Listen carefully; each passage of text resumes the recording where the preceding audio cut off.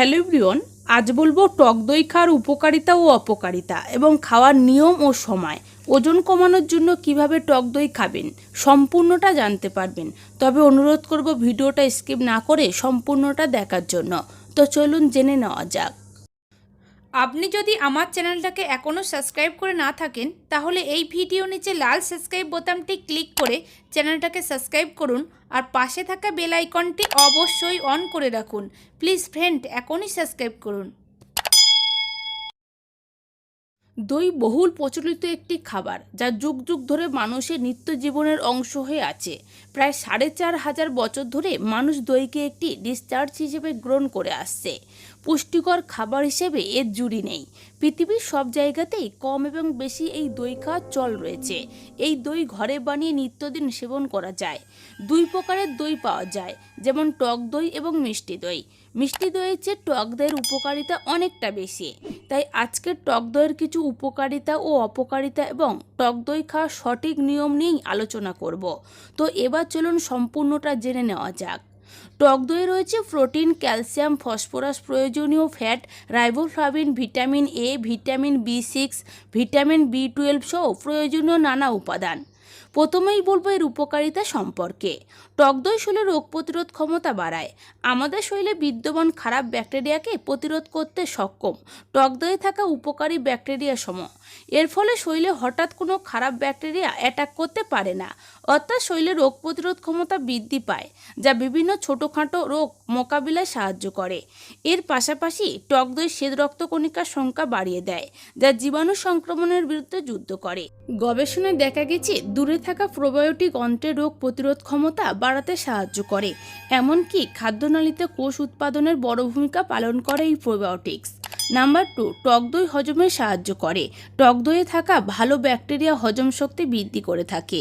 তাই বলা হয় দুপুরে খাওয়ার পর টক দই খেলে তা হজম প্রক্রিয়াকে ত্বরান্বিত করে। নাম্বার 3, টক দইয়ে ফ্যাট না থাকায় টক দই আমাদের খারাপ কোলেস্টেরলকে নিয়ন্ত্রণ করে এবং ভালো কোলেস্টেরল উৎপাদনে সাহায্য করে। নাম্বার 4, আমরা জানি দুধে প্রচুর পরিমাণে ক্যালসিয়াম থাকে, কিন্তু টক দইয়ে দুধের চেয়ে অনেক বেশি পরিমাণে ক্যালসিয়াম এবং ভিটামিন ডি থাকে, যা আপনার হাড়ের গঠন এবং হাড় মজবুত করতে অনেক সহায়তা করে। তাই মহিলাদের নিয়ম করে টক দই খাওয়া উচিত, কারণ মহিলারাই সবচেয়ে বেশি হাড়জনিত নানা সমস্যায় ভোগেন।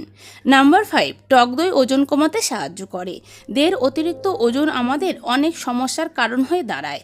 এই অতিরিক্ত ওজনের জন্য আমাদের শরীরে নানা রোগের উৎপত্তি হয়, কিন্তু টক দই খেলে আপনি খুব সহজেই বাড়তি ওজন নিয়ন্ত্রণ করতে পারবেন।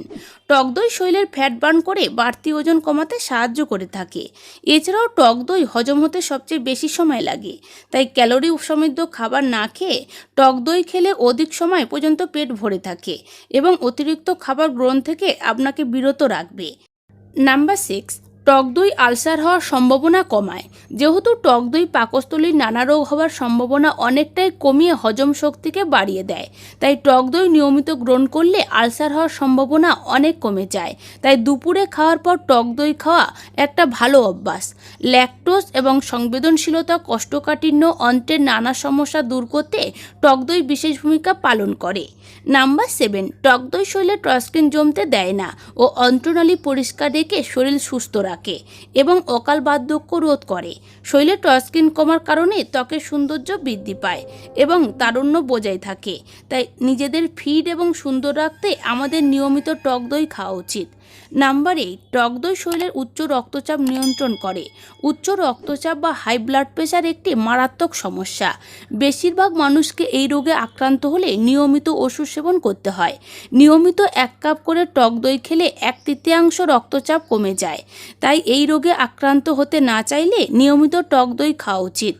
নাম্বার 9, বাচ্চাদের পাচকতন্ত্র অনেক দুর্বল হয়ে থাকে বড়দের তুলনায়। তারা সহজেই সব খাবার হজম করতে পারে না, কিন্তু বাচ্চারা টক দই হজম করতে পারে, যা তাদের পাকস্থলী অনেকটা ঠান্ডা রাখে। এর পাশাপাশি টক দইয়ে থাকা ক্যালসিয়াম এবং ভিটামিন ডি বাচ্চাদের নরম হাড় মজবুত করতে দারুণ ভূমিকা পালন করে। নাম্বার 10, ত্বকের সৌন্দর্য বৃদ্ধির সহায়ক হিসেবে কাজ করে টক দই। আমরা জানি আমাদের পাচকতন্ত্রের সাথে আমাদের মুখমণ্ডলের ত্বকের উজ্জ্বলতার একটি সম্পর্ক রয়েছে। আমাদের খাবার যদি সহজে হজম না হয়, কোষ্ঠকাঠিন্য থাকে, তাহলে আমাদের ত্বকেও এর প্রভাব পড়ে। ত্বকে ব্রণ দেখা দেয়, ত্বকের উজ্জ্বলতা কমে যায়। তাই নিয়মিত টক দই খেলে তা আপনার পেট পরিষ্কার করে কোষ্ঠকাঠিন্য দূর করবে। এতে আপনার ত্বক উজ্জ্বল হবে। এর পাশাপাশি টক দই নানা ফেস প্যাক বানাতে ব্যবহার করা হয়, যেগুলোতেও ত্বকের জন্য অনেক ভালো কাজ করে থাকে। এবার জানুন টক দই সেবনের নিয়ম এবং সময়। টক দই খাওয়ার উপযুক্ত একটি সময় হলো দুপুর বা সকালে খাওয়ার পর। প্রাপ্তবয়স্করা প্রতিদিন 200 থেকে 250 গ্রাম টক দই খেতে পারেন। অপ্রাপ্তবয়স্করা প্রতিদিন 100 গ্রাম করে খেতে পারে। টক দইয়ে চিনি বা মিষ্টি জাতীয় কিছু মিশিয়ে খাবেন না। প্রয়োজনে একটু বিট লবণ ব্যবহার করতে পারেন। ওজন কমানোর জন্য টক দই কীভাবে খাবেন? টক দই খেলে ওজন নিয়ন্ত্রণে থাকে।